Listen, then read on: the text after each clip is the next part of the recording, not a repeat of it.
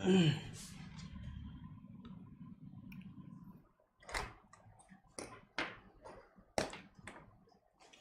everybody, good afternoon. Welcome to Unacademy. Let's crack UPSC CSC Hindi. This is me, Chanchal Kumar Sharma. प्राचीन भारत के इतिहास की इस सीरीज़ में राम शरण शर्मा की 11th ओल्ड NCERT सीरीज़ में आप सभी का स्वागत है. लास्ट सेशन में हम लोग बात कर रहे थे मध्य एशिया, ठीक है, के साथ संपर्क और उनका प्रभाव. इसमें हमने कुछ आक्रमणकारियों के बारे में बात की थी, जैसे कि हिंद यूनानी, बैक्ट्रियन, उसमें मिनांडर के बारे में बात की थी. शक, उसमें हमने देखा था शकों की 5 अलग अलग शाखाएं हैं, ठीक है. उसके साथ हमने रुद्रदामन की बात की थी. फिर हमने पार्थियन, पहलव, गोंदोफर्नीस को देखा था और अंत में हमने कुषाण वंश की बात की थी. उसके 2 राजवंश और उसमें एक था कनिष्क राजवंश, तो हमने कनिष्क की बात भी की थी. तो कल के सेशन में हमने ये देखा था कि किस प्रकार से भारत में उनका आक्रमण हुआ और कैसे उन्होंने अपना राज्य स्थापित किया था. अब आज उसी को आगे कंटिन्यू करते हुए हम देखेंगे कि क्या उसके प्रभाव रहे, किस प्रकार से यूनानियों ने, शकों ने, पहलवों ने और कुषाणों ने भारत में अपने चिन्ह छोड़े, अवशेष छोड़े, किस प्रकार से वो भारतीय संस्कृति में, ठीक है, भारतीय इतिहास में परिवर्तन लाए. वो सब कुछ आज हम लोग बात करने वाले हैं. First of all, India's largest online learning platform Unacademy welcomes you. आपको आमंत्रित करता है अपने यूपीएससी की कंप्लीट प्रिपरेशन घर बैठे करने के लिए. सो आज ही अपना सब्सक्रिप्शन ले और इसमें अभी एक नया ऑप्शन अनअकैडमी का आइकनिक सब्सक्रिप्शन है. ऐसे स्टूडेंट जिन्हें लगता है कि हमें एक जो है पर्सनल कोच चाहिए जो हमारे साथ हमेशा मेहनत करे. आपकी अपनी अपनी रिक्वायरमेंट हो सकती है. किसी को लगता है कि नहीं, हमें थोड़ी ज़्यादा ज़रूरत है गाइडेंस की, मार्गदर्शन की, हर पल गाइडेंस चाहिए, या ऐसा कोई जो हमारी तैयारी में हमें थ्रू आउट हेल्प करे, तो अनअकैडमी का आइकॉनिक सब्सक्रिप्शन आपके लिए ही है. इसमें आपको मिलेगा personal coach, motivation guidance, study tracker, आपका profile review, study booster, daily answer writing practice with evaluation, ठीक है. इसमें आपको बहुत सारे बेनिफिट एक्स्ट्रा मिल जाएंगे. तो 2 साल का आइकॉनिक सब्सक्रिप्शन 99,000 का है, बट सी के लाइव रेफरल कोड को यूज़ करने के बाद वो हो जाएगा 89,000 का. और 1 साल का आइकॉनिक 64 का है, जो कि सी के लाइव रेफरल कोड यूज़ करने के बाद हो जाएगा 57,600. एक साथ पे नहीं कर सकते तो EMI का भी ऑप्शन है. 12 महीने की EMI में आप कर सकते हैं इसको पे.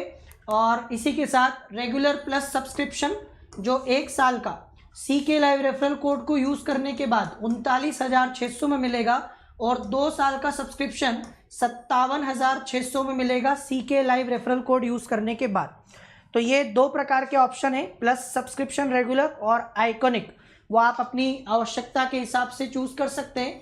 इसमें कंप्लीट GS होगा, प्रीलिम्स मेंस दोनों का. इसमें आपका CSET भी होगा. इसमें हिंदी और इंग्लिश के पेपर, एसे राइटिंग, इंटरव्यू तक की तैयारी, कंप्लीट तैयारी अनअकैडमी आपको करवाता है. Complete your syllabus with CK live. इस रेफरल कोड को यूज़ करके आप मेरे साथ अपनी पूरी स्टडी कर सकते हैं. पूरी की पूरी GS paper 1, GS paper 2, paper 4, economics, ऐसे पेपर, इंटरव्यू, पॉलिटिकल साइंस, और ये सब कुछ साथ में मिलेंगे. नोट्स जो सब्जेक्ट वाइज होंगे और मेरा पर्सनल गाइडेंस सिलेक्शन तक. मैं अपने हर स्टूडेंट के साथ पर्सनली काम करता हूँ, ठीक है. मैं आप लोगों के लिए पर्सनली आपके आंसर्स चेक करता हूँ, आपको गाइड करता हूँ, आपकी स्ट्रैटेजी, आपकी प्लान, आपकी सब कुछ में मैं आपकी मदद. आज हम इसको आगे करेंगे किस प्रकार से हमारे इतिहास में परिवर्तन आया, ठीक है. सबसे पहले हम लोगों ने कल देखा था कि जो हमारे यहाँ आक्रमण हुए, यूनानियों ने सिकंदर से बड़ा साम्राज्य स्थापित किया, उससे बड़ा साम्राज्य स्थापित किया शकों ने, ठीक है. पहलव उतना नहीं कर पाए, लेकिन कुषाणों ने और भी बड़ा साम्राज्य स्थापित किया. तो वो सब हम बात कर चुके हैं. अब आइए क्या क्या फर्क पड़ा, क्या क्या प्रभाव पड़ा. तो शक कुषाण काल में भवन निर्माण के कार्यों में उल्लेखनीय प्रगति हुई, ठीक है. तो इस काल में हम देखते हैं कि भारत में इस पूरे एरिया में भवन निर्माण में, ऐसा क्यों? क्योंकि हमें उत्तर भारत के विविध स्थानों पर, ठीक है, बहुत सारे स्थलों पर, ठीक है, कई सारे, कभी कभी आधे दर्जन से भी अधिक के संरचना के स्तर मिले, मतलब अलग अलग प्रकार की संरचना भवनों में दिखाई देती है। और सबसे बड़ी बात है, इनमें पक्की ईंटों का प्रयोग किया गया। इनमें पक्की ईंटों का प्रयोग फर्श बनाने में किया गया है। तो जो फर्श बनाया गया है वो पक्की ईंटों से बनाया गया। साथ में खपरों का, ठीक है, भी प्रयोग फर्श और छत दोनों में किया गया है। इस काल में हम ईंटों के कुओं का निर्माण होते हुए भी देखते हैं। तो इस काल में ईंटों का निर्माण भी हुआ है, ठीक है। ईंटों के निर्माण से कुओं का निर्माण हुआ है। ईंटों से हम लोग घर बनते हुए देखते हैं, कुएं बनते हुए देखते हैं। तो कहीं ना कहीं इन आक्रमणकारियों के आने के बाद भारत में भवन निर्माण, हम लोग बात करते हैं ना कि हमारे यहाँ पर सिंधु घाटी सभ्यता में अच्छा खासा नगर नियोजन था। फिर हमने देखा कि वैदिक सभ्यता के लोग एक ग्रामीण सभ्यता वाले थे, वो कच्चे घरों में रहते थे। वैदिक सभ्यता के बाद जब मौर्य काल आया तो थोड़ा बहुत स्तर सुधरा, नगरीकरण में वृद्धि हुई। लेकिन इस काल में और ज़्यादा तेज़ी से, ठीक है, पक्की ईंटों का प्रयोग होने लगा, कुएं आदि बनने लगे। इस काल में उच्च स्तर पर, ठीक है, अलग अलग संरचना के भवन मिले हैं। तो खुदाई से हमें ये पता चला है कि बहुत प्रकार की अलग अलग संरचना के अलग अलग पक्की ईंटों के भवन और कुएं हमें यहाँ पर दिखाई दी। कुषाण काल का एक अपना खास मृद भांड है। तो हमने बहुत सारे मिट्टी के बर्तन देखे हैं, चाहे वो NBPW हो, चाहे वो, ठीक है, आपका उच्चित्रित धूसर मृद भांड हो, PGW हो। तो यहाँ पर एक अपना खास मिट्टी का बर्तन भी दिखाई देता है, ठीक है। ये लाल बर्तन जो सादा भी है और पॉलिशदार भी और बनावट में मध्यम से उत्तम तक है।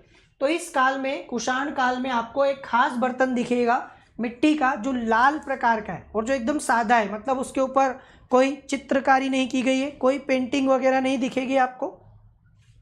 ये असाधारण बर्तन है, फुहारों और टोटियों वाले पात्र। इन बर्तनों में मध्य एशिया में इसी काल के कुषाण स्तरों में पाए गए सूक्ष्म बनावट वाले मृद भांडों से समानता भी है। लेकिन सबसे इम्पॉर्टेंट चीज़ है उत्कृष्ट अश्वारोही सेना। इस काल में आपको उत्कृष्ट अश्वारोही सेना दिखाई देती। उत्कृष्ट अश्वारोही सेना का मतलब क्या है? मतलब ये है कि अब सेना इस प्रकार से हो गई कि जिसके पास बहुत बढ़िया घोड़े हुआ करते थे।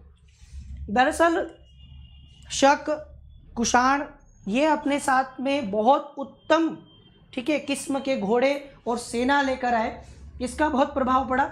शकों और कुषाणों ने भारतीय संस्कृति में नए नए उपादान जोड़कर इसे अपार समृद्ध बनाया। सबसे बड़ी बात क्या है, वे सदा के लिए भारतवासी हो गए। मतलब एक बार जब वो यहाँ आए तो यहीं पर वो बस गए, यहीं के वो होकर रह गए और उसके बाद वो यहाँ से गए ही नहीं। तो वो क्या हो गए, हमेशा के लिए भारतवासी हो गए और अपने को भारतीय संस्कृति की धारा में पूरी तरीके से, पूर्णतः उन्होंने विलीन कर लिया। उनके अपने पास, ठीक है, उनके अपने पास लिपि लिखित भाषा और कोई सुव्यवस्थित धर्म नहीं था, इसलिए उन्होंने संस्कृति के उन उपादानों को भारत से लिया। हम एक बात देखते हैं, ठीक है, कुछ ऐसी चीज़, उपादान का मतलब क्या है? तो नए नए उपादान मतलब नए नए प्रकार की चीज़ें। आप इसको सिंपल भाषा में समझो कि नई नई चीज़ों को उन्होंने ऐड किया। अब अगर उन्होंने भारत को कुछ दिया था तो चूंकि वो भारत में रह गए थे तो भारत से कुछ लेंगे भी सही। अब बड़ी बात क्या है, कुषाणों के पास, शकों के पास अपनी कोई ऐसी भाषा नहीं थी बढ़िया लिपि वाली, और न ही उनके पास कोई धर्म था। जबकि भारत में हमने देखा ब्राह्मण धर्म अच्छा खासा था, जैन धर्म अच्छा खासा फैल चुका था, बौद्ध धर्म फैल चुका था। तो भारत से उन्होंने धर्म लिया, मतलब चूँकि उनके पास अपना कोई बढ़िया धर्म नहीं था तो उन्होंने ये यहाँ से ले लिया। उसके साथ उन्होंने एक भाषा ले ली लिपि वाली भारत से, भारत ने उनसे कुछ लिया तो उन्होंने भारत से भी कुछ लिया। तो ये इस प्रकार से दो संस्कृतियों का एक मिश्रण हो गया उनकी। जब आप देखते हैं ना कि दो संस्कृतियाँ आपस में मिलती हैं तो दोनों ही संस्कृतियों में एक दूसरे में आप देखेंगे कि स्थानांतरण होता है चीज़ों का, कि जो इस संस्कृति में होता है तो वो उधर जाएगा, जो उधर होता है वो इधर आएगा। तो हमारे पास अगर कुछ है तो वो उनके पास जाएगा, ठीक है, और उनके पास अगर कोई अच्छी चीज़ है तो वो हमारी संस्कृति में आएंगी। तो हमने उनसे क्या लिया वो तो ठीक है, उन्होंने भी हमसे धर्म भाषा, लिपि आदि चीज़ों को लिया। इसके साथ उन्होंने बड़े पैमाने पर उत्तम अश्वारोही सेना और अश्वारोहण की परंपरा चलाई। और भारत में हमने देखा कि हड़प्पा सभ्यता में तो अश्व के कोई बहुत ज़्यादा हमें अवशेष मिलते नहीं हैं। हड़प्पा सभ्यता में तो कोई बहुत ज़्यादा घोड़े वगैरह की बात हम देखते नहीं हैं, लेकिन वैदिक काल में आप देखते हो कि आर्यों के पास में घोड़े थे। ठीक है, मतलब वैदिक काल से भारत में अश्व, घोड़ा आदि आप देखते हैं, लेकिन वो भी इतने बड़े पैमाने पर इतना अच्छा नहीं था।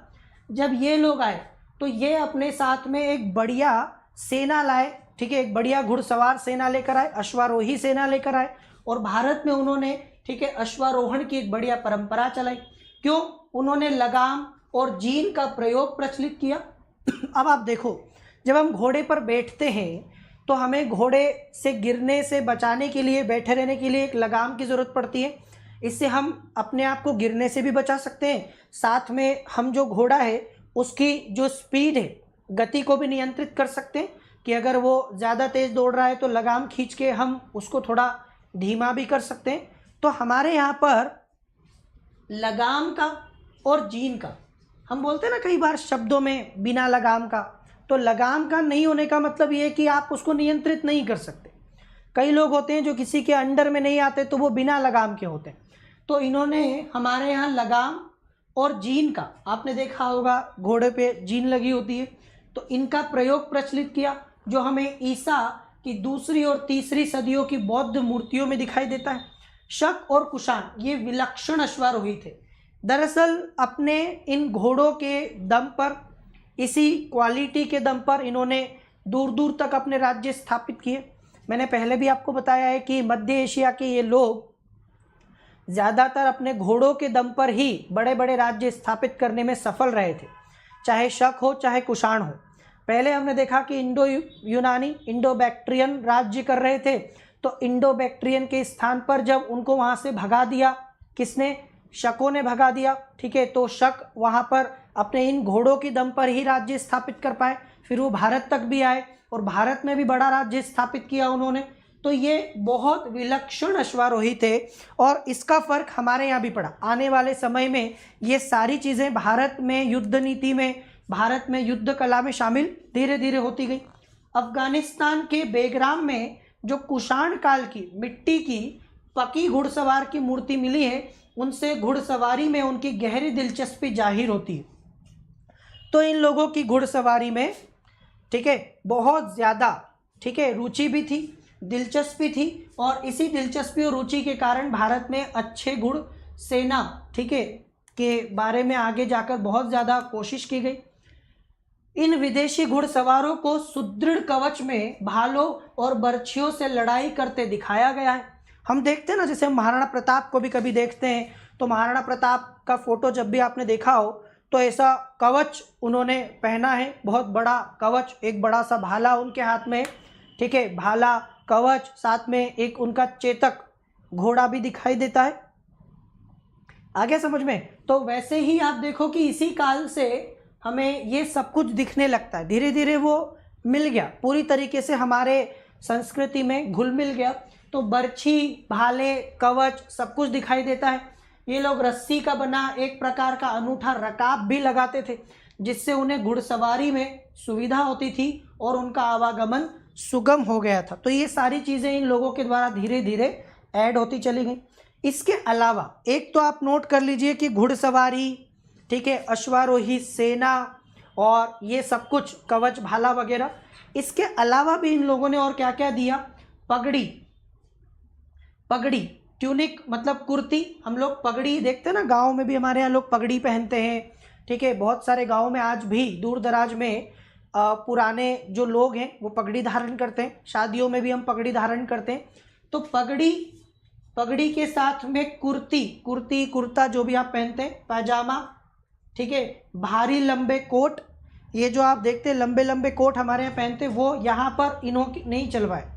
तो कुषाणों और शकों ने भारत में पहले ये चीज़ें नहीं थी, पगड़ी, कुर्ता, पायजामा, कोट, ये सब कुछ, ठीक है, पगड़ी, कुर्ता, पायजामा, कोट, ये सब कुछ जो है ये कुषाण और शक लाए। आज भी आप देखो कि अफगान और पंजाबी लोग पगड़ी लगाते हैं, ये वहीं से ये शुरुआत हो गई। हमारे यहाँ आज भी पंजाबी और अफगानी लोग पगड़ी पहनना पसंद करते हैं और शेरवानी जो आप लोग बहुत ज़्यादा पसंद करते हैं, खासकर शादियों में, विवाह समारोह में और दूसरी जगह जो हम लोग पहनते हैं, ठीक है, शेरवानी।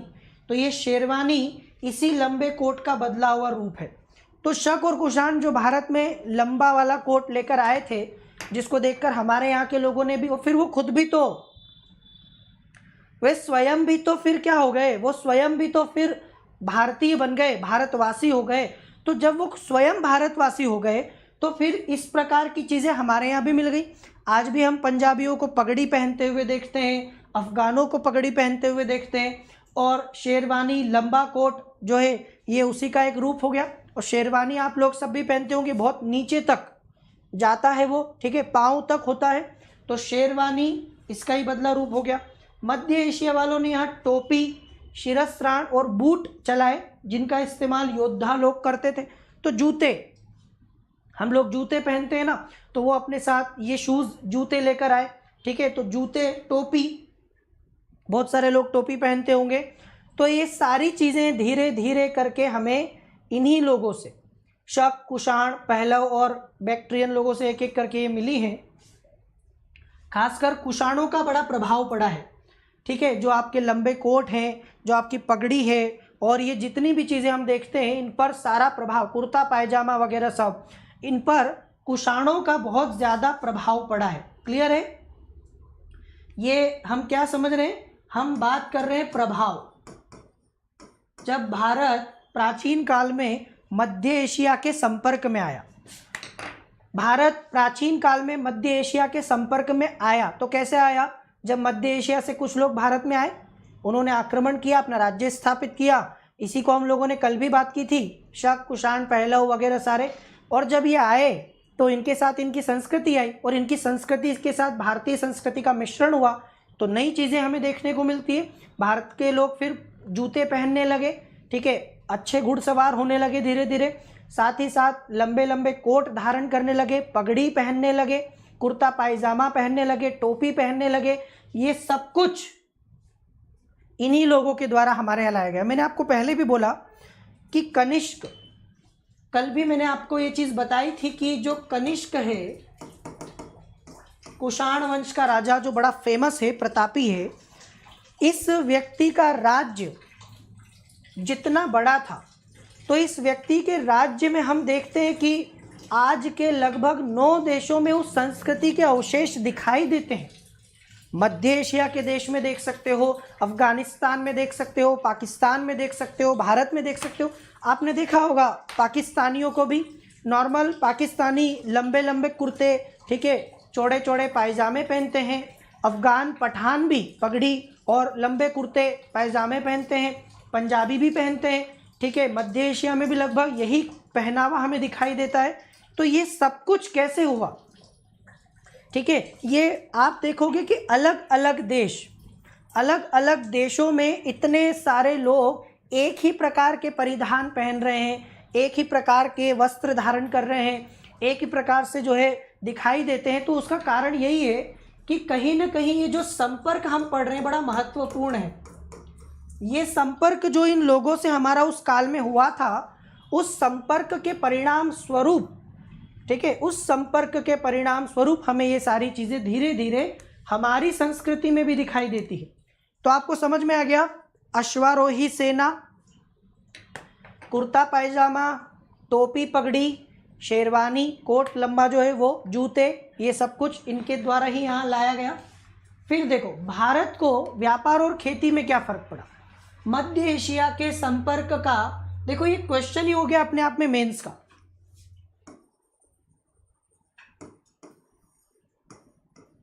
मेंस का एक क्वेश्चन हो गया। ये क्या क्वेश्चन हो गया कि मध्य एशिया के साथ संपर्क के क्या क्या परिणाम उस समय हुए, या मध्य एशिया के साथ हुए संपर्क के परिणामों की विवेचना कीजिए, मूल्यांकन कीजिए। किस प्रकार से मध्य एशिया की संस्कृति और भारतीय संस्कृति के मिश्रण से भारतीय संस्कृति में नए नए तत्व दिखाई देते हैं। कोई भी आप ऐसा एक क्वेश्चन क्या कर सकते हैं, बना सकते हैं यहाँ से और आप लिख सकते हैं। तो मध्य एशिया के संपर्क के परिणाम हमें पता होना चाहिए, बस इतने से में आपका आंसर हो जाएगा। ये कला और संस्कृति में भी क्वेश्चन हो सकता है, इतिहास में भी हो सकता है, ठीक है। सबसे ज़्यादा जोर यूपीएससी ऐसी चीज़ों पे देता है कि जब दो संस्कृतियाँ मिलती हैं तो फिर किस प्रकार से नई संस्कृति उदय होती है, नई संस्कृति के तत्व दिखाई देते हैं, ये सब वहीं से क्वेश्चन पूछा जाता है। अब व्यापार और खेती में क्या हुआ, तो भारत को मध्य एशिया के अलाई पहाड़ों से भारी मात्रा में सोना प्राप्त हुआ। सोना हमारे यहाँ पर आया इनके द्वारा। फिर भारत को रोमन साम्राज्य के साथ व्यापार के जरिए भी सोना मिला होगा। बिल्कुल ऐसा बोला जाता है कि प्राचीन रोमन साम्राज्य में बहुत ज़्यादा सोना हुआ करता था, और जब भारत के साथ रोमन साम्राज्य का संपर्क हुआ तो व्यापार भी हुआ। तो भारत से जो चीज़ें निर्यात की जाती थी, ठीक है, उन वस्तुओं के बदले में रोमन साम्राज्य से बहुत बड़ी मात्रा में सोना भारत में आता था, ऐसा माना जाता है। और उसी सोने के दम पर भारत का विकास हुआ, ठीक है, भारत सोने की चिड़िया बना। तो ये माना जाता है कि भारी मात्रा में सोना, चूँकि हमारे यहाँ शुरुआत से ही हम देखते हैं कि सोना नहीं है ज़्यादा। आज भी हमारे देश में कर्नाटक ही एक बड़ा स्टेट है जहाँ से आप सोना देखते हैं निकलते हुए। इसके अलावा आप भारत के ज़्यादा बड़े इलाकों से सोना देखते हुए नहीं निकलेंगे, ठीक है। तो नहीं निकलता, ज़्यादा सोना है नहीं हमारे पास। तो ये सोना भारत से में बाहर से आता था, खासकर रोमन साम्राज्य में और मध्य एशिया से। फिर कुषाणों ने उस रेशम के मार्ग पर भी नियंत्रित कर लिया जो चीन से चलकर कुषाण साम्राज्य में शामिल मध्य एशिया और अफगानिस्तान से होते हुए ईरान तक जाता था, और पूर्वी भूमध्य सागरीय अंचल में रोमन साम्राज्य के अंतर्गत पश्चिम एशिया जाता था। तो वो जो सिल्क रूट जिसकी बात चाइना बार बार करता है, सिल्क रूट, हम बार बार आज भी चाइना को ये बोलते हुए देखते हैं, ठीक है, क्या कहते हैं उसको, सिल्क रूट, रेशम मार्ग।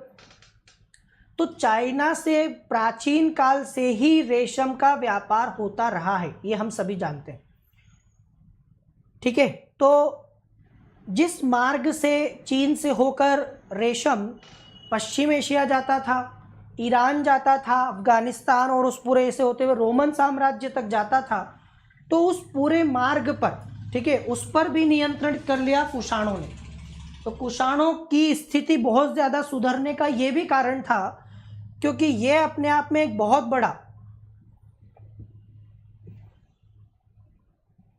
आ गया समझ में, बहुत बड़ा एक क्या हुआ, प्लस पॉइंट साबित हुआ कुषाणों के लिए, क्योंकि इस मार्ग से बड़े पैमाने पर व्यापार होता था।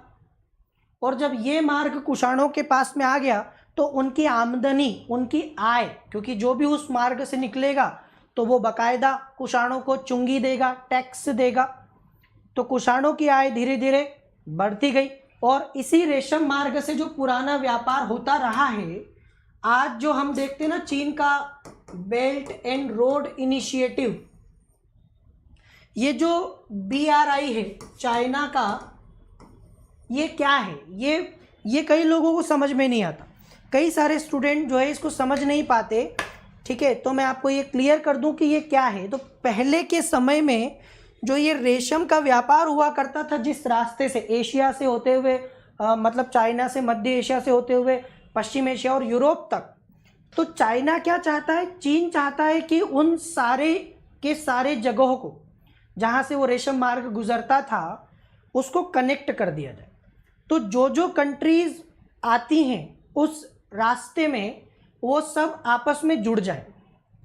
मतलब पहले जो व्यापार हुआ करता था उस मार्ग से, उसी मार्ग को फिर से जिंदा करें और उस मार्ग में बेहतर कनेक्टिविटी के द्वारा एशिया और यूरोप के देशों के बीच में व्यापार बढ़ाएं। कहने का मतलब तो चाइना का ये होता है कि वो इससे पूरे के पूरे विश्व का भला करना चाहता है। जो देश इस रास्ते में पड़ते हैं उनको इसका फ़ायदा देना चाहता है, उनके विकास में सहयोग करना चाहता है। पर दरअसल ये चीन की एक चाल है। इस चाल के द्वारा वो इन देशों को शामिल करके धीरे धीरे एक महाशक्ति बनना चाहता है, इनकी नीतियों पर, ठीक है, अपना प्रभाव जमाना चाहता है। इनकी संप्रभुता को धीरे धीरे खाना चाहता है। कौन? चीन, इसी रेशम मार्ग के नाम पर। तो ये बेल्ट एंड रोड इनिशिएटिव कुछ भी नहीं है, ये देशों को मूर्ख बनाने का एक तरीका है, जिसमें वो चीन के बहकावे में, ठीक है, चीन के जो है फुसलाने में आ रहे हैं, और वो कहीं ना कहीं समझ नहीं पा रहे कि अंततः चीन उनको दबोच लेगा। इसके शिकार अब कई सारे, पहले भारत ने जब आपत्ति ली थी तो बहुत सारे देशों का ये मानना था कि ऐसा कुछ भी नहीं है, लेकिन अब धीरे धीरे माना जाने लगा है कि हाँ, शायद कुछ और चल रहा है चीन के दिमाग में, और वो दूसरे प्रकार से, ठीक है, ये नव उपनिवेशवाद का एक तरीका है। देशों को सीधे सीधे गुलाम तो नहीं बनाया जा सकता, पर उनकी विदेश नीति, उनकी आंतरिक नीतियों पर कब्जा करके और उन्हें संप्रभुता उनकी छीन कर नए प्रकार से गुलाम बनाया जा सकता है। इसको कहते हैं नव उपनिवेशवाद, नियो कॉलोनिज्म। तो ये मैं देख पा रहा हूँ कि किस प्रकार से धीरे धीरे ये BRI को लेकर हम लोग बात बाद में करेंगे, कभी IR पढ़ेंगे तब बहुत डिटेल में। तो इस मार्ग पर कुषाणों ने नियंत्रण कर लिया, और ये चीन से होते हुए तो पूरे मध्य एशिया, पश्चिम एशिया, यूरोप में रोमन साम्राज्य तक जाता था। तो कुषाणों को बहुत फायदा हुआ इसमें।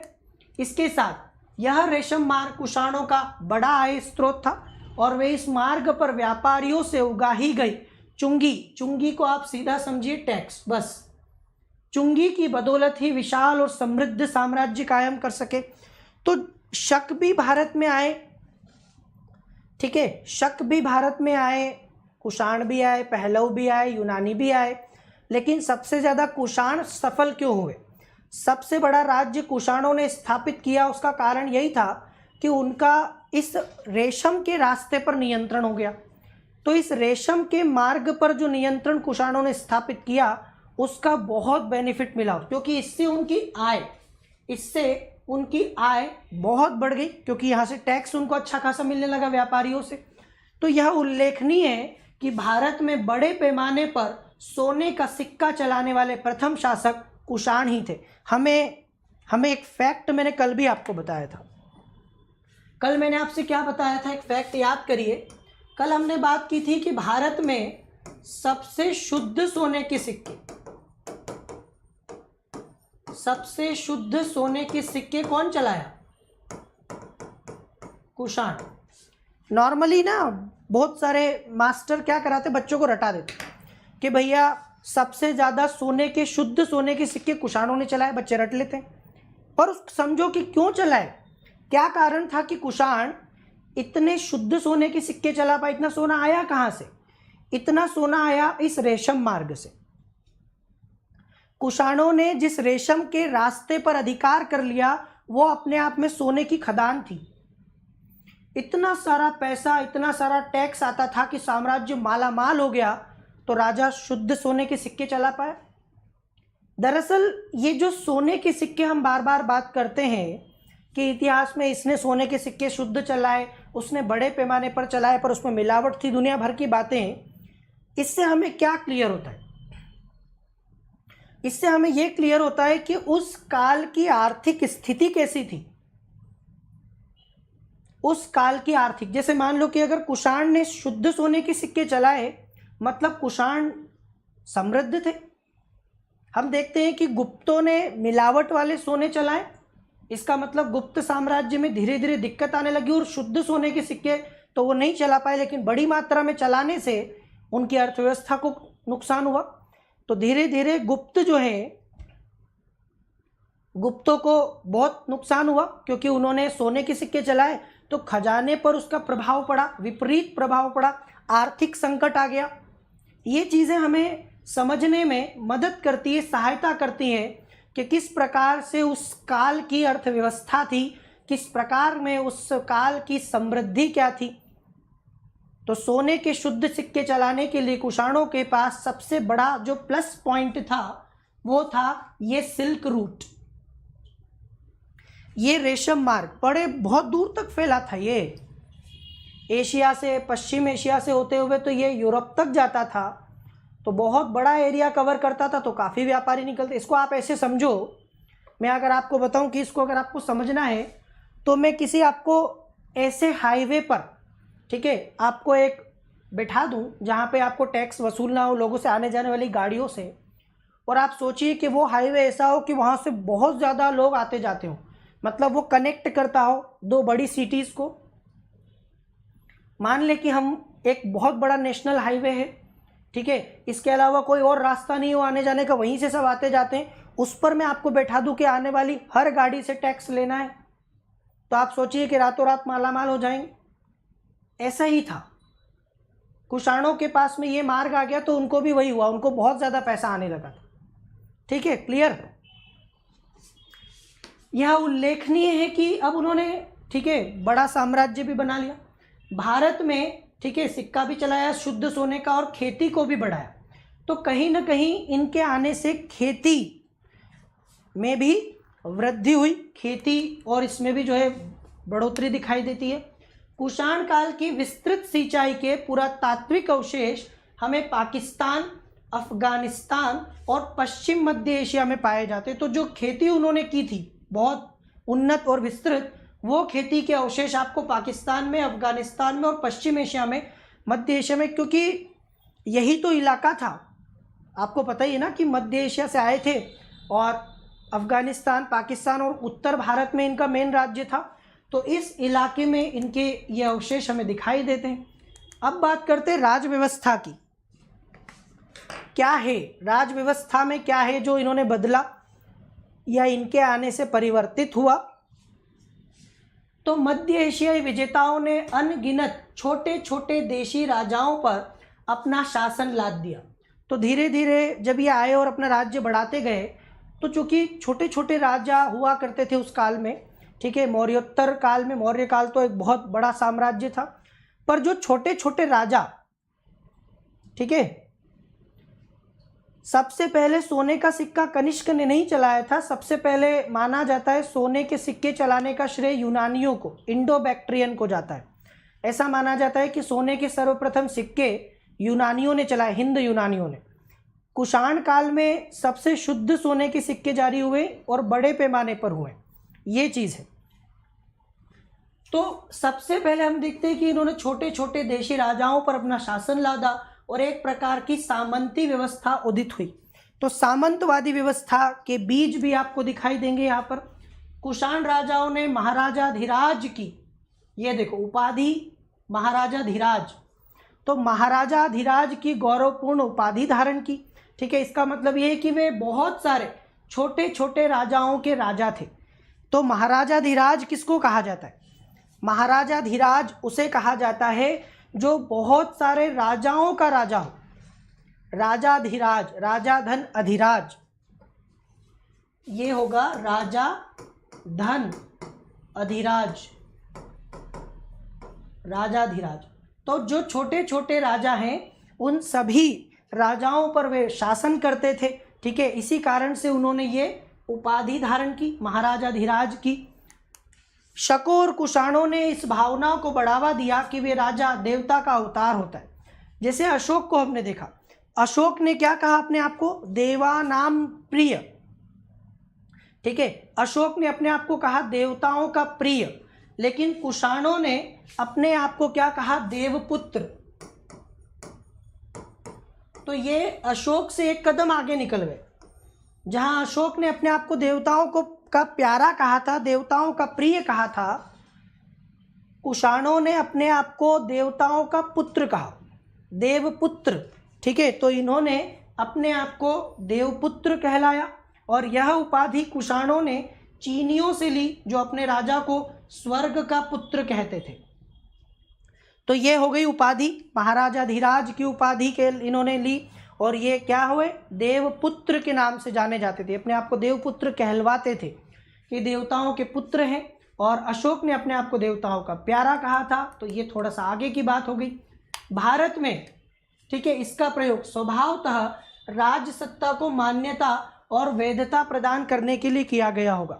जब हम देखते हैं कि ऐसी उपाधि कोई धारण करता है, देवपुत्र या देवताओं का प्यारा वगैरह जो भी, तो दरअसल वो अपनी प्रजा में अपने आप को स्थापित करना चाहता है, मान्यता दिलवाना चाहता है कि मैं साक्षात ईश्वर का पुत्र हूँ, साक्षात ईश्वर ने मुझे भेजा है, ठीक है, मैं उसका अवतार हूँ, जो भी है एक्स वाई जेड, तो कहीं ना कहीं अपने आप को स्थापित करने की, अपने आप को वैधता प्रदान करने की, मान्यता प्रदान करने की कोशिश है, ताकि जनता स्वीकार करे कि हमारा राजा, ठीक है, कोई मामूली इंसान नहीं है। हमने पहले भी बात की है कि किस प्रकार से पहले के समय में हम यज्ञ करते थे, अश्वमेध यज्ञ करते थे, राजसूय यज्ञ, वाजपेय यज्ञ, सारे यज्ञ के बारे में हमने डिस्कस किया है। तो यज्ञ क्यों करता था राजा? यज्ञ राजा इसलिए करता था कि वो अपने आप को एक देवीय शक्ति के रूप में प्रस्तुत करना चाहता था कि मेरे पास में देवीय शक्ति है, या मुझे स्वयं जो है देवताओं के द्वारा भेजा गया है। इस प्रकार से अपने आप को स्थापित करना, मान्यता दिलवाना, ताकि कल से अगर कोई सोचे भी राजा का तख्ता पलट करने का, शासन को समाप्त करने का, तो वो सोचे नहीं, ये तो देवता के द्वारा भेजा गया है। तो स्मृतिकार मनु ने कहा है कि राजा बच्चा ही क्यों न हो, उसका आदर करना चाहिए, क्योंकि वह मानव रूप धारण करके शासन करने वाला देवता होता है। तो मनु स्मृति में भी हमें ये चीज़ मिलेगी कि मनु ने बोला है कि राजा साक्षात देवता होता है। ये कहीं ना कहीं इस बात को सही ठहराने की, उचित ठहराने की कोशिश है कि राजा जो करता है सही करता है, मतलब राजा कभी गलत नहीं हो सकता। बोलते ना हम हमेशा, boss is always right, boss is always right, मतलब राजा कभी गलत हो ही नहीं सकता। तो राजा जो करे, अगर वो अन्याय भी कर रहा है तो सही, ये इस बात को ठहराने की कोशिश है। राजा के ऊपर शक नहीं किया जा सकता, आप संदेह नहीं कर सकते उसके किसी भी कार्य के ऊपर। और इसीलिए भी क्योंकि वो तो दंड भी देता था, न्याय भी करता था। तो राजा अगर न्याय दे रहा है, निर्णय कर रहा है, दंड दे रहा है, तो उसको स्वीकार कर लो, क्योंकि वो तो देवता का रूप हो गया। तो ये हो गया एक प्रकार से देवताओं का, ठीक है, आधान। कुछ अनोखी प्रथाएं, परंपराएं भी शुरू की गई, जैसे 2 आनुवांशिक राजाओं का संयुक्त शासन, एक नई परंपरा। सामान्यतः हम देखते हैं कि एक क्षेत्र का एक राजा होता है, परंतु यहाँ क्या हुआ, एक ही राज्य पर 2 राजाओं का शासन।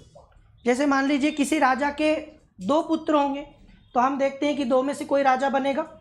लेकिन ऐसी भी परंपरा में दिख रहा है कि एक राजा के 2 पुत्र, दोनों ही राज कर रहे हैं। तो आनुवांशिक राजाओं का संयुक्त शासन, इसका मतलब है 2 भाई एक साथ शासन कर रहे हैं, तो 2 राजाओं का शासन भी हो सकता था। पिता और पुत्र दोनों को एक ही समय संयुक्त रूप से शासन करते हुए पाते हैं हम लोग, ठीक है। तो यहाँ पर क्या हो रहा है कि एक समय में पिता भी और पुत्र भी दोनों ही शासन कर रहे हैं, इसीलिए इसको कहा गया है संयुक्त शासन। इस प्रकार प्रतीत होता है कि इन शासकों के अधीन केंद्रीयकरण कम था। आगे चलें, यूनानियों ने सेनानी शासन, मिलिट्री गवर्नरशिप की परिपाटी या परंपरा भी चलाई। वे इसके लिए शासक सेनानियों की नियुक्ति करते थे, जो यूनानी भाषा में स्ट्रेटेगोस कहलाते थे। जैसे हमारे यहाँ कई बार होता है ना सैन्य शासन,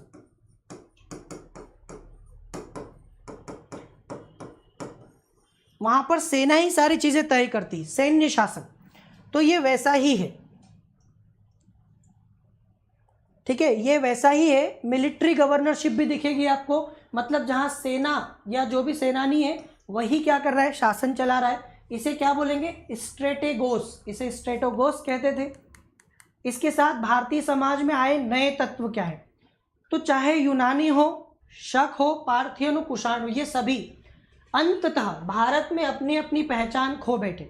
मतलब क्या है कि धीरे धीरे वे पूरे भारतीय बन गए। मतलब ऐसा नहीं है कि वो आक्रमण किया और वापस चले गए राज्य स्थापित करके, ठीक है, वो पूरी तरीके से यहीं के हो गए और यहीं पर बस गए। चूंकि उनमें अधिकांश विजेता के रूप में आए, इसलिए वे भारतीय समाज में योद्धाओं के वर्ग अर्थात क्षत्रिय वर्ण में समा गए। तो बहुत सारे हम देखते हैं कि हमारे जो क्षत्रिय वर्ण के लोग हैं, तो हमारे बहुत सारे क्षत्रिय वर्ण के लोग कहीं ना कहीं हम देखते हैं कि इन्हीं से बना, बहुत सारे लोग इनमें मिल गए। तो बहुत सारे जो क्षत्रिय वर्ण है उनमें आपको शक, कुषाण, पार्थियन के और यूनानियों के अवशेष दिखाई देंगे। धीरे धीरे क्षत्रिय वर्ण में आ गए। भारतीय समाज में विदेशियों का आत्मसातकरण जितना अधिक मौर्योत्तर काल में हुआ, उतना शायद प्राचीन भारत के इतिहास में और किसी काल में नहीं हुआ।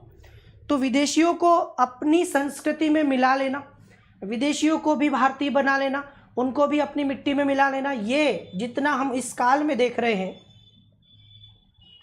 वैसा हमें दिखाई नहीं देता और किसी प्राचीन भारत के काल में। तो ये सब भारतीय हो गए ना, इसीलिए ऐसा बोला जा रहा है कि सब कुछ मिल गया भारत में अंततः। धार्मिक रूप से कई विदेशी शासक वैष्णव संप्रदाय में आ गए, ठीक है। तो बहुत सारे, चूंकि मैंने आपको बताया कि इनका अपना कोई सुव्यवस्थित धर्म नहीं था, तो इनके पास धर्म नहीं था, तो इन्होंने ये भारत से ले लिया और बहुत सारे वैष्णव संप्रदाय में आ गए और जगत का पालन और रक्षा करने वाले विष्णु के उपासक बने। हम वैष्णव किसको कहते हैं? हम वैष्णव कहते हैं विष्णु के उपासकों को। भगवान विष्णु के जो उपासक हैं वो वैष्णव कहलाते हैं। शिव के उपासकों को हम शैव कहते हैं। वैसे ही ये वैष्णव हो गए। यूनानी राजदूत हेलियोडोरस, ये यूनानी था, ठीक है। इसने मध्य प्रदेश में विदिशा, ठीक है, में ईसा पूर्व लगभग दूसरी सदी में वासुदेव की आराधना के लिए एक स्तंभ खड़ा किया। आपने सुना होगा हेलियोडोरस का गरुड़ स्तंभ। गरुड़ स्तंभ सुना है कि नहीं आप लोगों ने? हेलियोडोरस का गरुड़ स्तंभ। तो ये आपको कैसे पता चला? क्योंकि वो यूनानी था। एक यूनानी होते हुए भी उसने वासुदेव की, मतलब विष्णु की आराधना के लिए स्तंभ बनवाया। मतलब ये बताता है कि किस प्रकार से वो भारत की मिट्टी में घुल मिल गए। क्लियर? तो हेलियोडोरस का गरुड़ स्तंभ जो है वो इसीलिए हम लोग देखते हैं क्योंकि ये लोग भारत में वैष्णव संप्रदाय से जुड़े, ये हमें पता चला। इस प्रकार से हम बोल सकते हैं। कुछ अन्य शासकों ने बौद्ध धर्म को अपनाया, जैसे मिनांडर। मैंने आपको कल ही बताया था, इंडो बैक्ट्रियन में एक प्रसिद्ध राजा, कल ही मैंने आपको बताया था, हिंद यूनानियों का एक प्रसिद्ध राजा कौन था? मिनांडर। और मिनांडर जो है वो स्वयं ही बौद्ध हो गया, ठीक है। और बौद्ध का जो एक आचार्य था, बौद्ध भिक्षु नागसेन, या इसको नागार्जुन भी बोलते हैं, उसके साथ जब उसने कुछ प्रश्नोत्तर किया, मतलब प्रश्न पूछे, उसने उत्तर दिया, और फिर उसने प्रश्न पूछा, फिर उत्तर दिया, तो ये क्या बन गया? ये एक ग्रंथ बन गया जो मैंने कल भी बताया था आपको, मिलिंद पन्हो। ये मिलिंद पन्हो के नाम से जाना जाता है। मिलिंद पन्हो मतलब मिनांडर के प्रश्न और नागसेन के उत्तर। तो वो अंततः स्वयं, क्योंकि उसके मन में क्वेरीज थी, वो और ज़्यादा जानना चाहता था बौद्ध धर्म के बारे में। जब बौद्ध धर्म के बारे में उसने जाना तो फिर उसके मन में और प्रश्न उत्पन्न हुए, तो उसने उससे प्रश्न पूछे, उसने उत्तर दिया, और इस प्रकार से मिनांडर बड़ा प्रभावित हुआ और फिर वो बौद्ध हो गया। तो उसने बौद्ध धर्म को अपना लिया मिनांडर ने। तो यहाँ पर यह भी हमें दिखाई देता है कि मौर्योत्तर काल में, ठीक है, और ये बौद्धिक इतिहास का अच्छा स्रोत बन गया मिलिंद पन्नो। कुषाण शासक शिव और बुद्ध दोनों के उपासक थे, इसीलिए हमें कुषाण मुद्राओं पर बुद्ध के भी और शिव के भी चित्र, दोनों के चित्र दिखाई देते हैं। कई कुषाण शासक वैष्णव भी हुए। इस कोटि में निश्चित रूप से कुषाण शासक वासुदेव, एक कुषाण शासक वासुदेव जो था उसका नाम आता है, ठीक है, जिसने अपना नाम ही विष्णु के अवतार के उसमें रख लिया। तो वासुदेव नाम जो है, ठीक है, वासुदेव जो नाम है वो विष्णु के उस पर ही अपना भी नाम रख लिया। जैसे आज हमारे लोग रखते हैं ना, कई सारे लोग भगवानों के उस पर नाम रखते हैं। कई लोग अपना नाम शिव रख लेते हैं, कई लोग विष्णु रख लेते हैं, कोई महेश रख लेता है। आज भी भारत में देवताओं के नाम, अब तो कम हो गया, पहले ज़्यादा होता था, रखने की परंपरा है। तो वासुदेव से हमें पता चलता है कि ये वैष्णव भी थे। फिर इस काल में एक बौद्ध महायान संप्रदाय का उद्भव हुआ। तो बौद्ध दो भाग में, ठीक है, बुद्ध के बाद ये दो भाग में बढ़ गए। एक हो गया हीनयान और दूसरा नया आया महायान। ये महायान संप्रदाय बौद्धों का ही एक शाखा हो गया, ठीक है। तो महायान संप्रदाय का उद्भव हुआ इस काल में। मौर्योत्तर काल में भारतीय धर्म में बहुत परिवर्तन हुए। इसके दो कारण थे, एक तो व्यापारी और दूसरे शिल्पियों के कार्यकलाप में असाधारण तेजी का आना। तो व्यापारी और शिल्पी, ठीक है, इनके कामों में बहुत ज़्यादा तेजी आई। इस कारण से मध्य एशिया से भारी संख्या में नए नए लोगों का आगमन हुआ। और जब ये नए लोग आए ज़्यादा बड़े व्यापार और ज़्यादा इस संपर्क के परिणाम स्वरूप, तो इसका प्रभाव बौद्ध धर्म पर भी पड़ा। तो बौद्ध धर्म में हम देखते हैं कि नया एक संप्रदाय आया, नगरों में व्यापारियों और शिल्पियों का जमाव बढ़ता गया। बौद्ध भिक्षुणियाँ और भिक्षु उन व्यापारियों और शिल्पियों से नकद दान लेने का लोभ दबा नहीं पाए। अब क्या हुआ ना, अब ये हुआ कि जब बहुत सारे व्यापार बढ़ने लगा, कई सारे व्यापारी नगरों में आने लगे, तो ये बौद्ध भिक्षु, चूँकि ये तो दान पर जीते थे, ठीक है, इसीलिए भिक्षु कहते थे, इनको भिक्षा मांग के जीते थे ये लोग। तो बौद्ध भिक्षु इन व्यापारियों से भी दान दे लेने लगे, उनके मन में भी लालच आने लगा। और जब बहुत ज़्यादा, ठीक है, जब बहुत ज़्यादा दान इनको मिलने लगा, तो फिर धन उनके पास हो गया, तो इनका दिमाग खराब होने लगा, ठीक है। तो यहाँ पर हम क्या देखते हैं कि बहुत सारे, ठीक है, मठों में बहुत सारे भारी मात्रा में जो है धन आया। इसका एक एग्जाम्पल आंध्र प्रदेश का नागार्जुन कोंड का मठ, जहाँ से भारी मात्रा में सिक्के मिले। तो बौद्धों ने उन विदेशियों का भी स्वागत किया जो मांस खाते थे। तो धीरे धीरे धीरे बौद्ध धर्म का क्या होने लगा, धीरे धीरे बौद्ध धर्म का इस काल में पतन होने लगा। और बौद्ध धर्म के पतन में ये भी एक कारण है, ठीक है, बौद्ध धर्म के पतन में ये भी एक कारण है कि कहीं न कहीं भारत में धीरे धीरे ये बहुत ज़्यादा विलासिता के अड्डे बनते लगे। तो इनसे तपस्वियों की तरह जीने वाले भिक्षुओं और भिक्षुणियों के दैनिक जीवन के नियमों में ढिलाई आई। अब वो सोना चांदी छूने लगे, मांस खाने लगे, उत्तम कपड़े पहनने लगे। इसका फर्क पड़ा, इसका फर्क इन लोगों पर पड़ा। अब ये लोग ज़्यादा पैसा, ठीक है, ज़्यादा पैसा ऐंठने लगे, बहुत पैसा हो गया। तो आपको पता ही है कि एक तपस्वी कौन होता है। एक तपस्वी, एक साधु वो होता है जिसे किसी भी प्रकार की मोह माया नहीं होती, ठीक है, ना तो वो धन की तरफ आसक्त होता है, ना वो काम की तरफ आसक्त होता है, और न ही वो रिश्तों में, बंधनों में, ठीक है, आसक्त होता है। लेकिन जब इन लोगों के पास भी, हम आज भी देखते हैं ना कि भारत में कई सारे साधु सन्यासी, कहने को सन्यासी हैं लेकिन वो बहुत विलासितापूर्ण जीवन जीते हैं, ठीक है। वो आलीशान कोठियों में, महलों में, आश्रम, वो आश्रम नाम है पर वो 5 स्टार होटल से कम नहीं होता। उन आश्रमों में आपको 5 स्टार होटल की फैसिलिटीज़ दिखाई दे जाएंगी। तो ऐसे आश्रमों में रहते हैं, बड़ी बड़ी गाड़ियों में घूमते हैं, ठीक है, कहीं से नहीं लगेगा आपको कि वो कोई साधु है, सन्यासी है या तप करता होगा।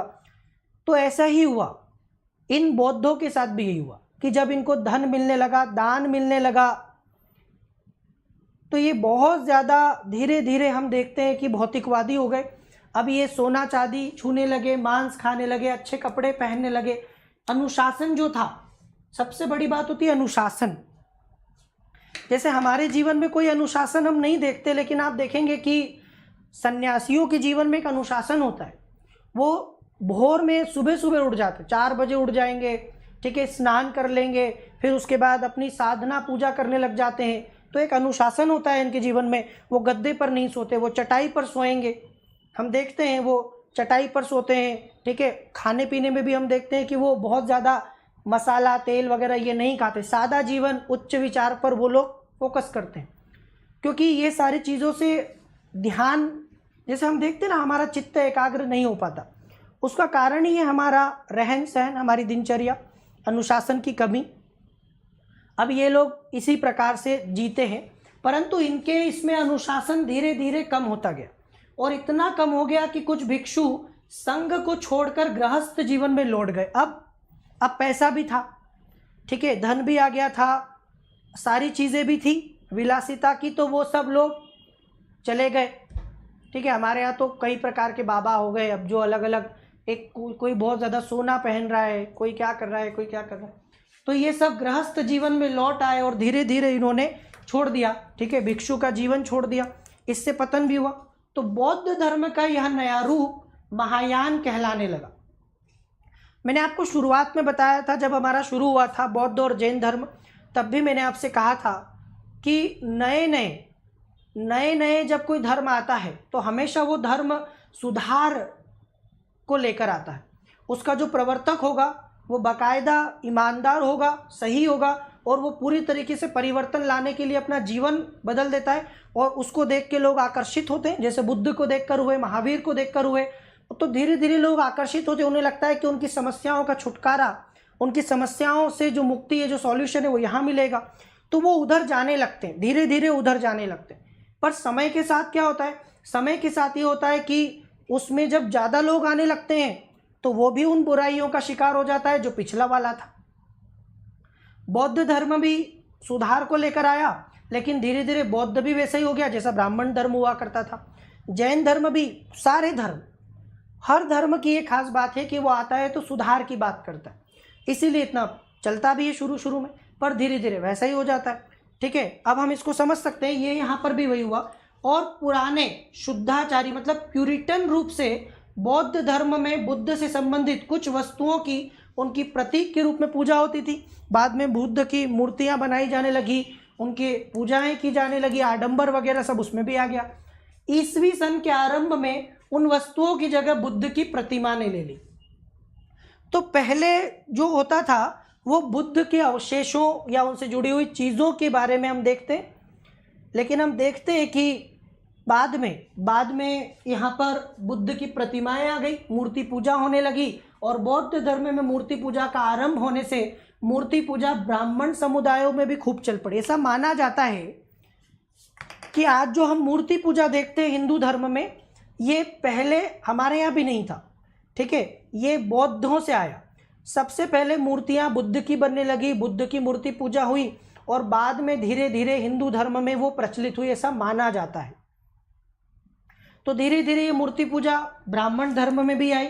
महायान का उदय होने पर बौद्ध धर्म का पुराना जो शुद्धाचारी रूप था, प्यूरिटीन, वो क्या हो गया, वो हीनयान बन गया, और ये नया संप्रदाय। समझ में आ रहा है आपको? बौद्ध धर्म का जो पुराने लोग थे, पुराने लोग मतलब कि जो सिर्फ और सिर्फ बुद्ध के विचारों से चलते थे, आडंबर वगैरह जिनको बुद्ध मना करते थे, कर्मकांड, आडंबर, वो तो नास्तिक दर्शन था ना।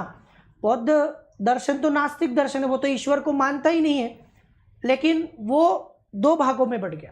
एक जो पुराने बुद्ध के विचारों पर चलते रहे, उन्हें हीनयान कहा गया, कि जो लोग बुद्ध के विचारों पर विश्वास करते हैं, आडंबर, मूर्ति पूजा, कर्मकांड, ईश्वर को नहीं मानते। दूसरी जो शाखा आई वो बुद्ध को ही ईश्वर मानने लगी। ठीक है, वो बुद्ध को ही ईश्वर मानने लगी, और धीरे धीरे बुद्ध की ईश्वर के रूप में पूजा होने लगी। तो यहाँ पर अब ये जो नई शाखा आई थी जिसने बुद्ध को ईश्वर का दर्जा दे दिया, हालांकि बुद्ध खुद ईश्वर के अस्तित्व को नहीं मानते थे, इन्होंने बुद्ध को ईश्वर बना दिया। किसी मूवी में एक डायलॉग सुना था, आप लोगों ने भी सुना होगा, कि यदि आप लोगों से उनका भगवान छीनोगे तो वो आपको ही अपना भगवान बना लेंगे। तो बुद्ध ईश्वर के अस्तित्व को नकारते थे और ये लोग बुद्ध को ईश्वर बना दिए, उनकी ही पूजा करने लगे। तो ये दो संप्रदाय, एक हो गया महायान और एक हो गया हीनयान। तो ये दो संप्रदाय आप लोगों को क्लियर हो गए बुद्ध के, बौद्ध धर्म के। चलिए, सौभाग्यवश, ठीक है, सौभाग्यवश कनिष्क महायान का महान संरक्षक हो गया। तो महायान इतना आगे गया, महायान इतना आगे क्यों गया, उसका कारण ये है कि महायान का संरक्षक कनिष्क हो गया। कनिष्क तो बड़ा राजा था, उसके पास बहुत कुछ था, ठीक है, धन संपत्ति बहुत ज़्यादा समृद्ध था वो। तो धीरे धीरे कनिष्क इसका संरक्षक हो गया महायान का। उसने कश्मीर में बौद्धों की चौथी संगीति का आयोजन किया। पार्षदों ने 3 लाख शब्दों में ग्रंथ की रचना की, जिसमें तीनों पिटकों या बौद्ध साहित्य की पिटारियों की पूरी तरह व्याख्या की गई। तो त्रिपिटक जो हम बात करते हैं, ठीक है, सुत्त पिटक, विनय पिटक के बारे में आपने सुना होगा, त्रिपिटक, अभिधम्म पिटक, सुत्त पिटक, विनय पिटक। तो ये त्रिपिटक जो है, ठीक है, इनको बास्केट कहा जाता है, पिटारी बौद्ध साहित्य की पिटारी, इनकी पूरी तरह से व्याख्या की गई। अब आ जाओ इसके बाद कला की गांधार और मथुरा। कुषाण साम्राज्य ने विभिन्न शैलियों और देशों में प्रशिक्षित राजमिस्त्रियों और अन्य कारीगरों को इकट्ठा किया। अब देखो, कुषाण साम्राज्य मैंने आपसे कहा कि बहुत विस्तृत था। चूंकि कुषाण साम्राज्य विस्तृत था तो उसकी सीमाएं यूरोप, एशिया के पश्चिम भाग तक जाती थी, मध्य एशिया में भी थी। तो वहाँ से भी लोगों को बुलाया गया, और हमारे तो थे ही से कलाकार। जब दो दो कलाकार मिलते हैं तो फिर एक नई कला आती है, एक नई चीज़ आती है। ठीक है, अब देखो यहाँ पर कि जब कुषाणों ने क्या किया, विभिन्न शैलियों के और देशों के प्रशिक्षित राजमिस्त्री मतलब जो मूर्ति वगैरह बनाया करते थे, और दूसरे कारीगरों को इकट्ठा किया, तो आपको नई प्रकार की एक कला दिखाई देती है। इससे कला की कई नई शैलियाँ विकसित हुई, जैसे मथुरा और गांधार शैली। तो मध्य एशिया से जो मूर्ति शिल्प की कृतियाँ प्राप्त हुई है, उनमें बौद्ध धर्म के प्रभाव की छाया में स्थानीय और भारतीय दोनों लक्षणों का मिश्रण पाया जाता है।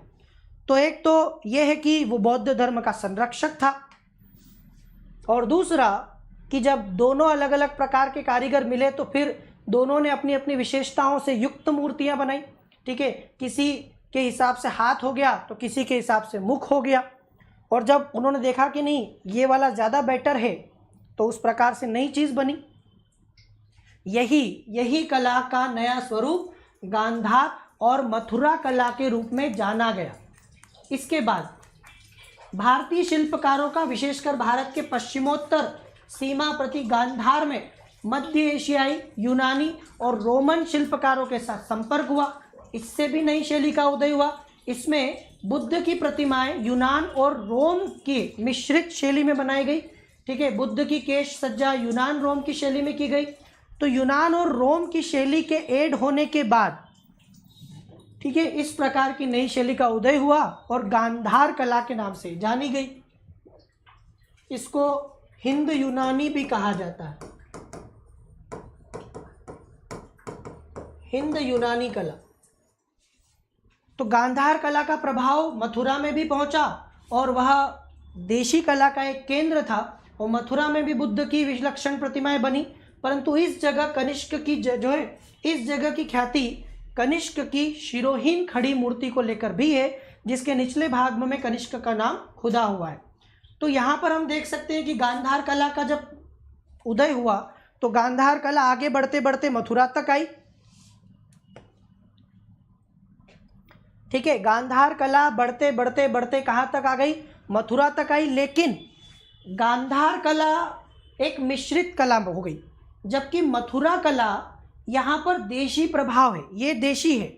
हालांकि कुछ चीज़ें हो जाती हैं इधर उधर, फिर भी आप ये मान सकते हो कि मथुरा जो है वो देशी कला का केंद्र था, इसलिए वहाँ पर देशी कलाकारी दिखेगी आपको। इसमें कनिष्क की बिना सर की मूर्ति सबसे ज़्यादा फेमस। कला की मथुरा शैली ईसवी सन के आरंभिक सदियों में विकसित हुई, और इसकी लाल बलुआ पत्थर की कृतियाँ मथुरा के बाहर भी पाई जाती। तो भारत में वर्तमान में मथुरा संग्रहालय जो है, ठीक है, मथुरा संग्रहालय में कुषाणकालीन मूर्तियों का भारत भर में सबसे बड़ा संग्रह है। तो जितनी भी उस समय की मूर्तियां वगैरह थी वो सब आपको कहाँ पर दिखाई देती है, ये सब आपको मथुरा संग्रहालय में सबसे ज़्यादा दिखाई देती। इसी काल में विंध्य से दक्षिण अनेक स्थानों में और भी सुंदर सुंदर कलाकृतियाँ, जैसे महाराष्ट्र में चट्टानों को काटकर सुंदर सुंदर बौद्ध गुफाएं बनाई गई। आंध्र प्रदेश में नागार्जुन कोंड और अमरावती ये बौद्ध कला के महान केंद्र हो गए। तो आपने सुना होगा अमरावती और नागार्जुन कोंड ये बड़े केंद्र हैं बौद्ध के। ठीक है, बुद्ध के जीवन की कथाएं अनगिनत चट्टानों पर चित्रित की गई। इसके साथ साहित्य, अब फर्क साहित्य का भी पड़ा। ठीक है, साहित्य और विद्या में भी इसका फर्क पड़ा है। किस प्रकार से विदेशी राजाओं ने संस्कृत साहित्य का संरक्षण और संपोषण किया, जैसे मैंने आपको बताया था रुद्रदामन का काठियावाड़ का जूनागढ़ अभिलेख, ये बड़ा है। जूनागढ़ अभिलेख संस्कृत का, शुद्ध संस्कृत का पहला लंबा अभिलेख, विशुद्ध संस्कृत में लिखा हुआ। तो इन्होंने संस्कृत को भी बढ़ावा दिया। और रुद्रदामन कौन था? रुद्रदामन शक था। शक होते हुए भी संस्कृत में अभिलेख लिखवाया। इसके बाद से अभिलेख परिष्कृत संस्कृत भाषा में लिखे जाने लगे। परिष्कृत मतलब कि शुद्ध नहीं होंगे। ठीक है, फिर भी अभिलेखों की रचना प्राकृत भाषा में करने की परिपाटी ईसा की 4वीं सदी या उसके आगे तक चलती रही। अश्वघोष ने बुद्ध की जीवनी बुद्ध चरित के नाम से लिखी। आपने सुना होगा, अश्वघोष का नाम कनिष्क के काल में था जिसने बुद्ध चरित लिखा। और साथ में सौंदरनंद नामक एक और काव्य जो संस्कृत का उत्कृष्ट उदाहरण माना जाता है। तो ये भी पूछा जाता है बुद्ध चरित का लेखक कौन है? अश्वघोष, इसने लिखी थी संस्कृत में। फिर महायान बौद्ध संप्रदाय की प्रगति के फलस्वरूप अनगिनत अवदान बने, तो बहुत सारे दिव्या अवदान से लेकर तो अलग अलग अवदान नामक हम ग्रंथ देखते हैं जो बौद्ध धर्म से जुड़े हुए हैं।